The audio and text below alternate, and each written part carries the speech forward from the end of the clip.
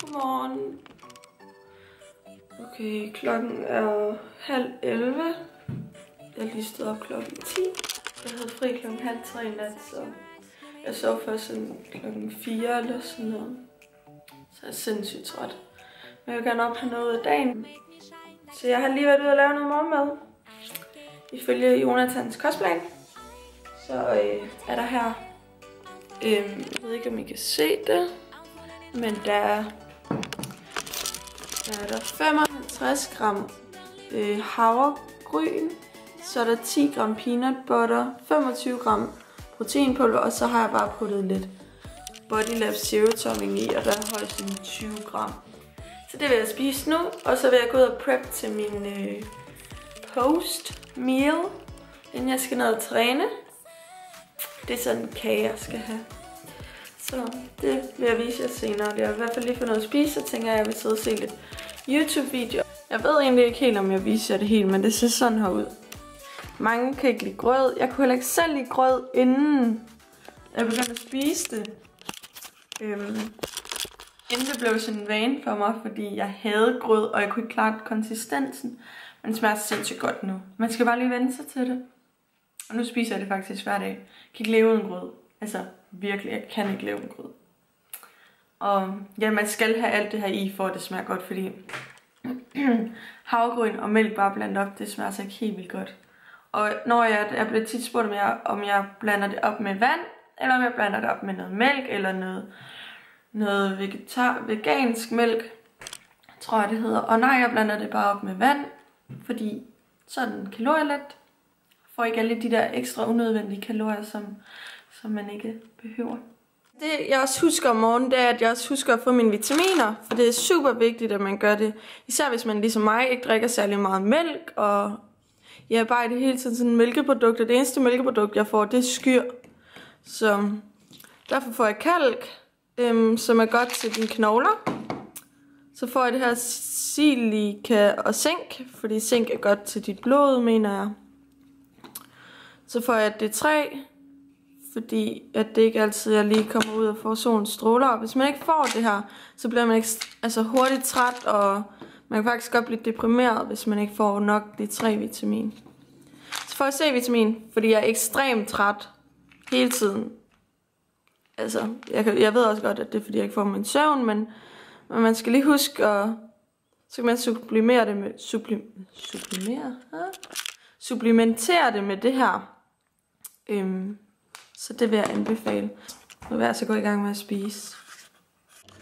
Nå, jeg har fået lavet min proteinkage, som er min postmeal. Den meal, altså det man spiser inden man træner, fordi der er masser af kulhydrater i. Så nu vil jeg bage den og se, hvad der sker. Og jeg har altså bare sådan en lille tekøkken. Så har jeg lige lavet noget middagsmad. Den står på igen 100 gram gulerod, 75 gram rugbrød, og det skulle gerne være 100 gram kylling, men jeg har så kun 50. Men det vil jeg lige skynde mig at spise, mens jeg sidder og redigerer en film. Min første film fra sådan i morgen, ikke? Der bliver de der Gymshark tights udgivet i grå og i rød. Og jeg er virkelig sådan, jeg ved ikke hvilke farve jeg skal tage, fordi jeg synes den røde den er mega fed, og man får en god tan, hvis man nu er brun. Og jeg synes bare de grå, de minder lidt om alle de andre, man bare har. Så jeg tror jeg tager de røde. Og så jeg tager BH'en til. Okay, altså så fik jeg lavet min protein post-workout kage. Og den ser sådan her ud. Jeg skal spise halvdelen af det her en time, inden jeg tager ned og træner. Fordi det vil give mig energi.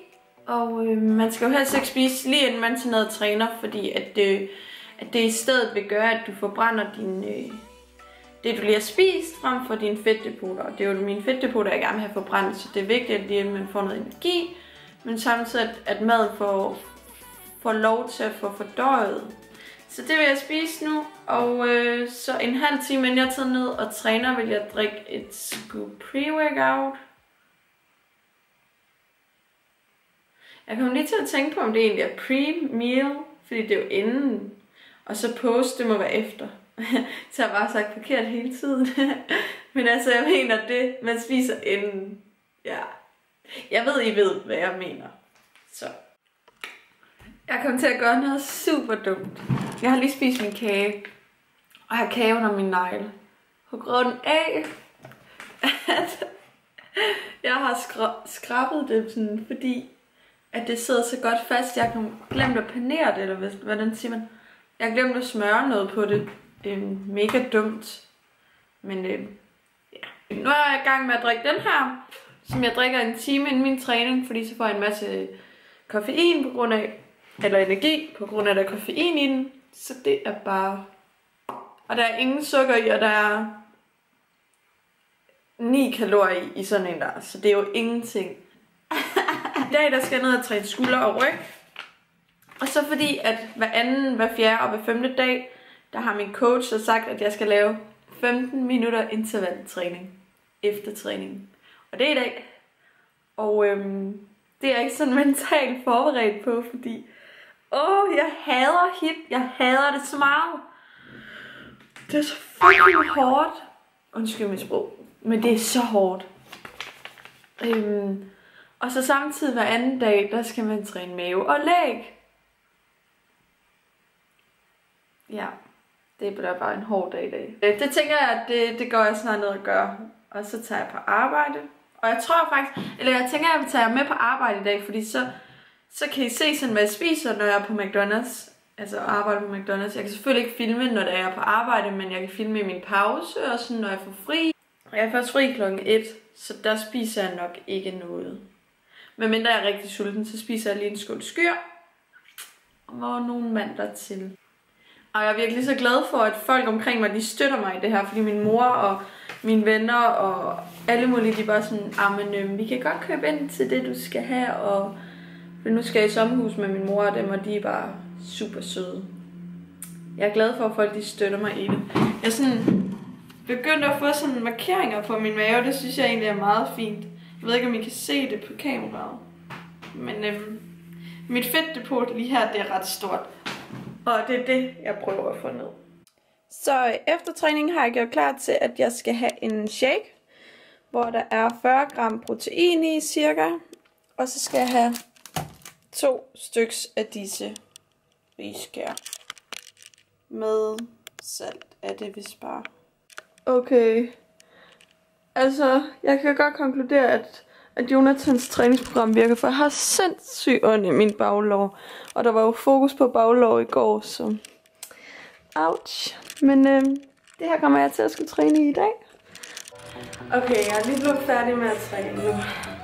Det er fucking hårdt. Jeg har lige lavet 15 minutters cardio, eller HIIT, faktisk. Så jeg sidder bare fucking meget. Så nu vil jeg tage min proteinshake, det med pistachesmag.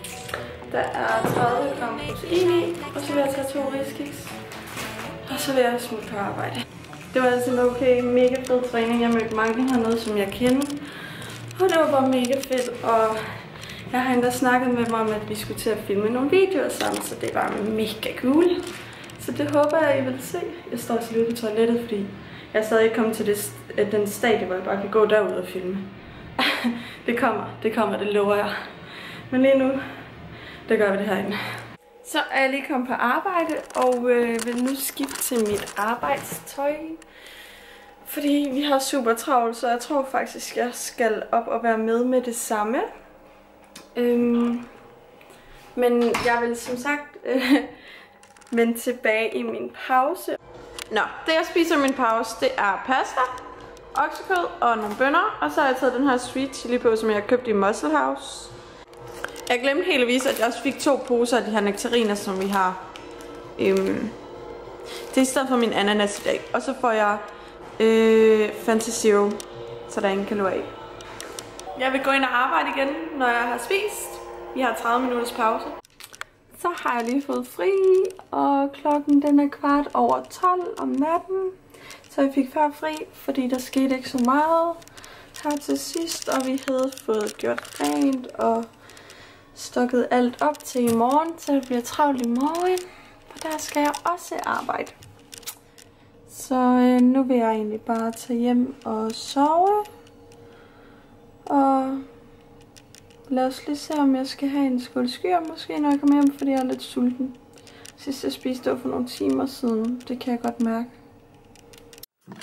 Nå, jeg er lige kommet hjem nu, og jeg sagde jo som sagt, at jeg måske ville tage en skål skyer, men det tænker jeg ikke, fordi jeg er ikke så sulten egentlig, og jeg synes, det er ubehageligt at sove med meget mad i maven, fordi så når man vågner op om morgenen, så kan man egentlig ikke have det morgenmad, man skal have. Så det gør jeg ikke, fordi jeg er ikke sulten. Men ja, nu vil jeg egentlig bare gå i seng. Jeg har en lang dag i vente i morgen. Jeg skal som sagt til begravelse, og så skal jeg tidligt op, fordi jeg skal helt til Kolding. Jeg bor i Vejle forresten.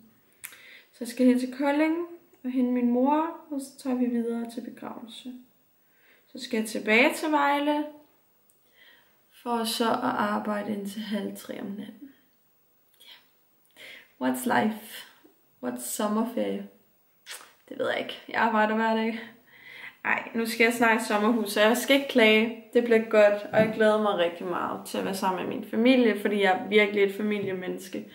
Jeg vil langt hellere være sammen med min familie, end jeg vil tage i byen en fredag aften. Så jeg hellere sidde hjemme og se en film. Men det har nok også noget at gøre med min livsstil, fordi jeg ikke drikker, og fordi... Ja, jeg ved det ikke. Altså, jeg bruger stadig meget tid med mine veninder, og den måde, jeg bruger tiden med mine veninder, det er enten at tage til Brøndby-kamp, fordi jeg er en kæmpe Brøndby-fan. Altså, jeg er også... Nej, det vil jeg ikke sige. Okay, jeg siger det. Men jeg er jo også... har tit Brøndbys lækreste damers snap, der har jeg tit takeover, og så er jeg på deres profilbillede inde på Facebook, hvis I ikke har set det. Så linker jeg det hernede, så kan I se det. Fordi det er jeg, og min numse er derinde. Min numse er inde på siden. Men tak fordi I vil se med i, hvad jeg har spist i dag. Jeg håber, I sådan har fået et indblik i, hvad jeg har spist. Altså jeg vil sige, at det her, det er jo ikke realiteten, fordi jeg har arbejdet, så det er jo ikke sådan... Altså man kan ikke sige det der, what I eat in a day, men det er what I eat in a work day, kan man så sige. Fordi når jeg også er hjemme, så spiser jeg jo selvfølgelig mere, fordi så keder man sig som sulten. Og på Mac'en, der løber man bare hele tiden. Så ja, jeg håber, I lige fik et lille indblik i det. Tak fordi I vil se med. Sov godt, eller det er nok ikke nat, vi er nu, men ses!